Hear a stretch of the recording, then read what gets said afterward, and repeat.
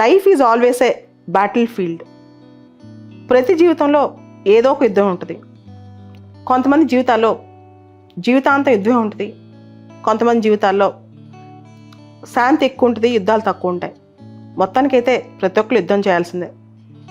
అయితే కొన్ని సందర్భాల్లో స్పెషల్ గిఫ్ట్ కొంతమందికి ఉంటుంది అనమాట. స్పెషల్ ఆఫర్ దేవుడు ఇస్తుంటాడు. వాళ్ళు చాలా పెద్ద పెద్ద యుద్ధాలు చేయాల్సి వస్తూ ఉంటుంది జీవితాంతం. ఇది చేసేటప్పుడు ఇదంతా మనకేనా, ఇన్ని సమస్యలు మనకేనా, ఇన్ని సవాళ్ళు మనకేనా, అప్పుడప్పుడు ఇలాంటి డౌట్ వస్తూ ఉంటుంది. ఇదంతా మనకే ఎందుకు చుట్టుకుంటుంది అని చెప్పి. లైఫ్లో ప్రశాంతత ఉండదా, లైఫ్లో పర్పస్ ఏంటి, దీని ఎండ్ ఏంటి, ఈ క్వశ్చన్స్ ఇలా జీవితాంతం యుద్ధాలు చేసేవాళ్ళు వస్తూ ఉంటాయన్నమాట. దీనికి ఆన్సర్ ఒకటే, నీకు ఎంత గొప్ప ఫైట్ అనేది లైఫ్లో దొరికితే నువ్వు అంత స్ట్రాంగ్గా ఉంటావు. స్ట్రాంగ్గా ఉంటావనే కాదు, నువ్వు అంత నేర్చుకుంటావు లైఫ్లో. Life is nothing but an experience of learning something, and life is all about moments. నువ్వు ఎన్ని మూమెంట్స్లో ఎంత కొత్తవి నేర్చుకున్నావు, ఎంత ఎక్స్పీరియన్స్ చేసావు అని.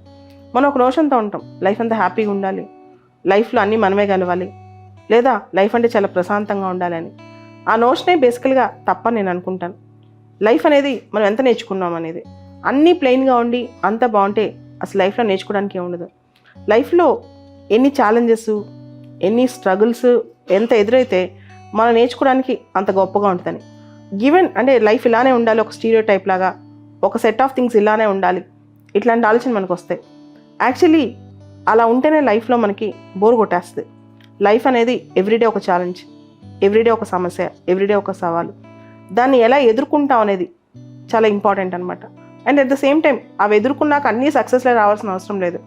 మనం వైఫల్యాల నుంచి, హ్యూమిలియేషన్ నుంచి, ఇంకా సవాళ్ళ నుంచి చాలా నేర్చుకుంటుంటాం. అంటే అన్ని సక్సెస్లో వస్తే మనం నేర్చుకుంటాం, మనం గొప్పోళ్ళు అయిపోయాం, అలా ఏమి ఉండదు.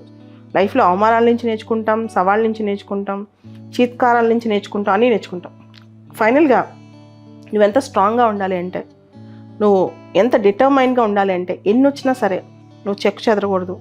నీలో ఉన్న స్థితప్రజ్ఞత అస్సలు మూవ్ అవ్వకూడదు అనమాట. అది చాలా ఇంపార్టెంట్.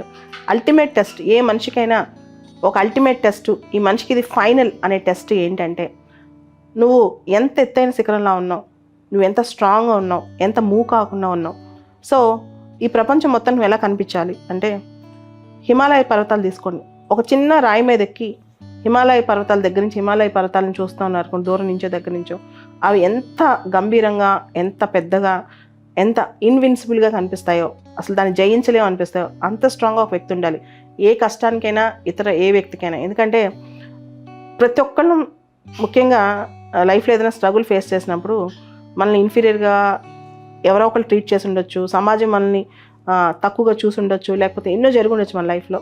వాళ్ళందరూ ఏదో ఒక రోజుకి నీ లైఫ్లో మళ్ళా నువ్వేం చేస్తున్నావు, నువ్వు ఎక్కడున్నావు, నువ్వు ఏ విధంగా లైఫ్లో స్ట్రగుల్స్ని ఫేస్ చేస్తున్నావు అని ఎవ్రీబడి సమాజంలో తెలుసుకుంటూనే ఉంటారు. దాంతోపాటు సమాజానికి నేర్పించాల్సిన నీతి కూడా ఒకటి ఉంటుంది అనమాట. అదే నీకు ఎన్ని వచ్చినా, ఎలా ఉన్నా సరే, ఎంత స్ట్రగుల్స్ని ఫేస్ చేసినా, బీ లైక్ ఏ హిమాలయ పర్వతం ఎంత గంభీరంగా, ఎంత గొప్పగా, ఎంత పెద్దగా ఉంటుందో, తొణకదో బెనకదో, అదేవిధంగా నువ్వు కూడా అంత స్ట్రాంగ్గా ఉండాలి. అదే హ్యూమన్ లైఫ్ అనమాట.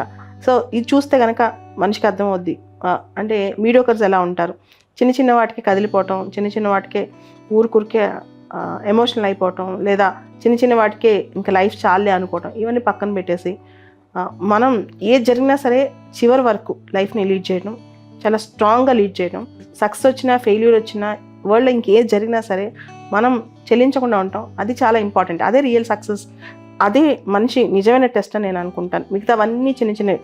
నువ్వు ఈరోజు సే ఫర్ ఎగ్జాంపుల్ సివిల్స్ రాసావు, ఫిలిమ్స్లోనే మెయిన్స్లోనే పోయింది, నీకు రాలేదు, అయితే ఏంటి అంటే నువ్వు ఎంత బాగా స్ట్రగుల్ చేసావు అనేది చాలా ఇంపార్టెంట్. అదేవిధంగా ఇంకొక ఎగ్జాంపుల్, లైఫ్లో నువ్వు ఒక లక్ష్యం పెట్టుకుని పోరాడావు, చేయలేకపోయావు, ఇండస్ట్రీలోనో లేకపోతే ఒక డొమైన్లో స్పోర్ట్స్ కానీ, సినిమా కానీ, పాలిటిక్స్ కానీ నువ్వు ఎక్సెల్ అవుదాం అనుకున్నావు కానీ అవ్వలేకపోయావు. ఇవన్నీ ఒకసారి ఆలోచిస్తే లైఫ్ 100 years తర్వాత ఒక వ్యక్తి జీవితానికి ఉన్న రియల్ టెస్ట్. ఆ వ్యక్తి మొత్తం అన్ని ఎపిసోడ్స్ ఆఫ్ లైఫ్లో ఎలా బిహేవ్ చేశాడు, ఎంత స్ట్రాంగ్గా ఉన్నాడు, దాన్ని ఎలా హ్యాండిల్ చేశాడు, that is real life. Rather than టెంపరీగా నువ్వు ఫస్ట్ ర్యాంక్ వచ్చేసిన సివిల్స్లో, లేకపోతే నువ్వు అనుకున్నట్టు నువ్వు పెద్ద స్టార్ అయిపోయావా, లేకపోతే నువ్వు ఒక బిజినెస్లో మిలియనీర్ అయిపోయావు, ఇదంతా కాదు.